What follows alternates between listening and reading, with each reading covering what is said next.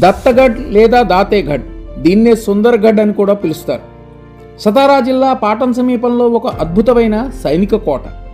పాటంకర్ అనే దేశముఖులు మరాఠా సామ్రాజ్యం కింద ఈ కోట సంరక్షణ బాధ్యతలు చూసుకునేవారని, ఈ కోటలో నిరంతరం 150 మంది సైనికులతో కూడిన రక్షణ దళం ఉండేదని, సైనికులకు కావలసిన ఆహార సామాగ్రి ఇక్కడ అప్పట్లో నిల్వ చేసేవారని స్థానిక కథనం.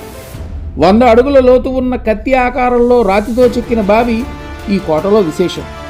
దీని లోపలికి వెళ్ళడానికి రాతిమెట్లు కూడా ఉన్నాయి.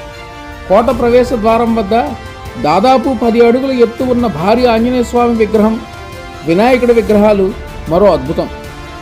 వర్షాకాలంలోనూ మరియు శీతాకాలంలో ఈ కోట పరిసర ప్రాంతాలు దట్టమైన పచ్చదనం, అందమైన ప్రకృతి దృశ్యాలతో ఎంతో మనోహరంగా కనిపిస్తుంది. నిజంగానే అద్భుతంగా ఉంది. నేను అలాగే వర్షంలో తడుస్తూ వెళ్ళాను. హుషారు. దత్తగఢ్ లేదా దాతేగఢ్, దీన్నే సుందర్గఢ్ అని కూడా పిలుస్తారు. సతారా జిల్లా పాటన్ సమీపంలో ఒక అద్భుతమైన సైనిక కోట. పాటంకర్ అనే దేశముఖులు మరాఠా సామ్రాజ్యం కింద ఈ కోట సంరక్షణ బాధ్యతలు చూసుకునేవారని, ఈ కోటలో నిరంతరం 150 మంది సైనికులతో కూడిన రక్షణ దళం ఉండేదని, సైనికులకు కావలసిన ఆహార సామాగ్రి ఇక్కడ అప్పట్లో నిల్వ చేసేవారని స్థానిక కథనం.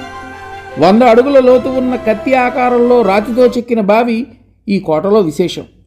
దీని లోపలికి వెళ్ళడానికి రాతిమెట్లు కూడా ఉన్నాయి.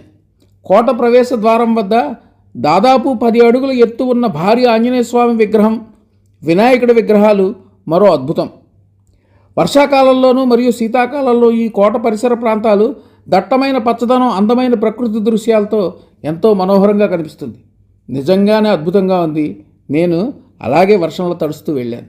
హుషారు.